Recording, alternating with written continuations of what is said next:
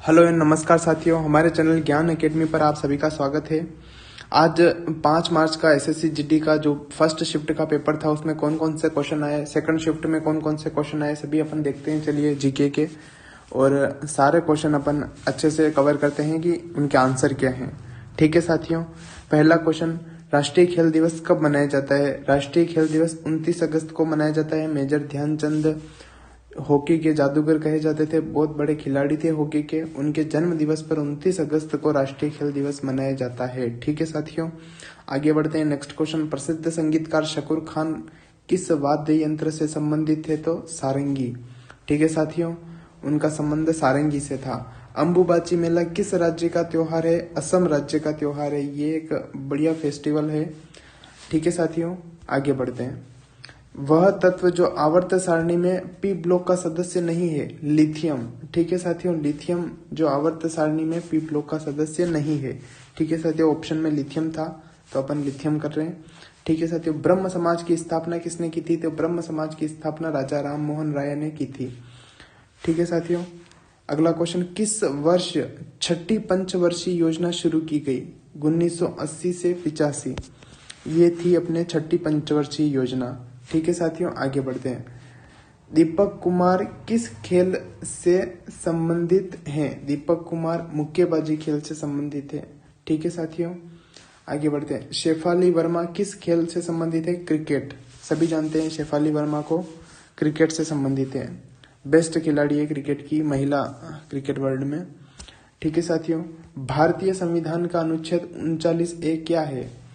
भारतीय संविधान का अनुच्छेद 39A क्या है? ठीक है साथियों, तो इसके अंतर्गत समान न्याय और निःशुल्क कानूनी सहायता से संबंधित फैसले होते हैं।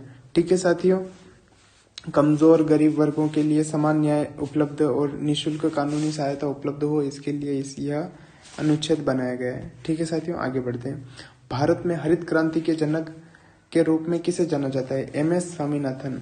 ठीक है साथियों, भारत में हरित क्रांति के जनक कहे जाते हैं। DGCA के वर्तमान, DGCA जो अपने ये उड्डयन मंत्रालय के अंतर्गत आता है, वर्तमान महानिदेशक कौन है? तो विक्रम देवदत्त इसके अभी वर्तमान महानिदेशक हैं। ठीक है साथियों, आगे बढ़ते हैं। क्रिकेट में वाइड बॉल क्या होता है? क्रिकेट में वाइड बॉल उसे कहा जाता है जब बल्लेबाज शॉट खेलते हुए गेंद तक पहुंचने में असमर्थ होता है। ठीक है साथियों, जो लाइन खींची होती है दोनों साइड, उस बल्लेबाज वहां तक खेल सकता है और उसके अगर बाहर तो गिरती है गेंद तो उसे वाइड बॉल कहा जाता है। इसका मतलब वो बॉल ओवर के 6 गेंदों में नहीं गिनी जाती है। ठीक है साथियों, आगे बढ़ते हैं। आर्य समाज की स्थापना किसने की? स्वामी दयानंद ने की आर्य समाज की स्थापना। ठीक है साथियों, अगला क्वेश्चन, योजना आयोग के सदस्यों की संख्या कितनी है? 8। योजना आयोग में 8 सदस्य होते थे। ठीक है साथियों, अभी इसका नाम कर दिया गया है नीति आयोग। ठीक है साथियों, आगे बढ़ते हैं। 2011 की जनगणना के अनुसार जैन, मुस्लिम, बौद्ध व ईसाई में सबसे छोटा धर्म कौन सा है? तो जैन धर्म इन चारों धर्मों में सबसे छोटा है, जिसकी जनसंख्या 0.4% ही है भारत देश में। ठीक है साथियों, आगे बढ़ते हैं। सेकंड शिफ्ट के क्वेश्चंस देखते हैं यहाँ पर। अभी फर्स्ट शिफ्ट के क्वेश्चन देख रहे थे, सेकंड शिफ्ट में कौन कौन से क्वेश्चन आए, चलिए शुरू करते हैं। 1856 में विधवा पुनर्विवाह को किसने सपोर्ट किया था? ईश्वर चंद्र विद्यासागर ने विधवा विवाह को सपोर्ट किया था। ये महिलाओं के उत्थान में अग्रसर रहे जब तक ये जीवित थे। बहुत बड़ा नाम है ईश्वर चंद्र विद्यासागर सामाजिक सुधारकों में। आगे बढ़ते हैं। असद अली खान का संबंध किससे है? असद अली खान का संबंध रुद्र वीणा से है। ठीक है साथियों, ये वाद्य यंत्र है रुद्र वीणा, इससे इनका संबंध है। सबसे कम उम्र में पद्म विभूषण प्राप्त करने वाला नर्तक कौन था? तो सोनल मानसिंह, जिन्होंने सबसे कम उम्र में पद्म विभूषण प्राप्त किया, एक नर्तक थे। ठीक है साथियों, आगे बढ़ते हैं। बलिंदर सिंह ट्रॉफी किसने जीती? 2023 में बलिंदर सिंह ट्रॉफी किसने जीती? तो महाराष्ट्र। ठीक है साथियों, महाराष्ट्र ने जीती। भारत के वर्तमान उपराष्ट्रीय सुरक्षा सलाहकार कौन है? अगला क्वेश्चन था ये, भारतीय उपराष्ट्रीय सुरक्षा सलाहकार। ठीक है साथियों, सुरक्षा सलाहकार, उपराष्ट्रीय सुरक्षा सलाहकार पूछा है तो पंकज कुमार सिंह।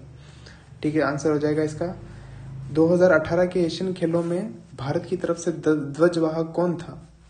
ठीक है साथियों, ध्वजवाहक 2018 के एशियन गेम्स में उद्घाटन समारोह में नीरज चोपड़ा ने ध्वज वाहन किया था तथा समापन समारोह में रानी रामपाल ने ध्वज वाहक के। अगला क्वेश्चन, दार्जिलिंग किसके लिए प्रसिद्ध है?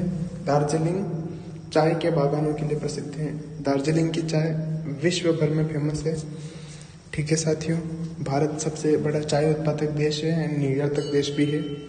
ठीक है साथियों, अगला क्वेश्चन, ओणम त्योहार में गन्ने के साथ किस फसल की कटाई की जाती है? तो चावल की। गन्ने के साथ किस फसल की कटाई की जाती है? तो चावल की। ठीक है साथियों, अगला क्वेश्चन आया था, न्यूलैंड्स का अष्टक नियम केवल किस धातु तक लागू था?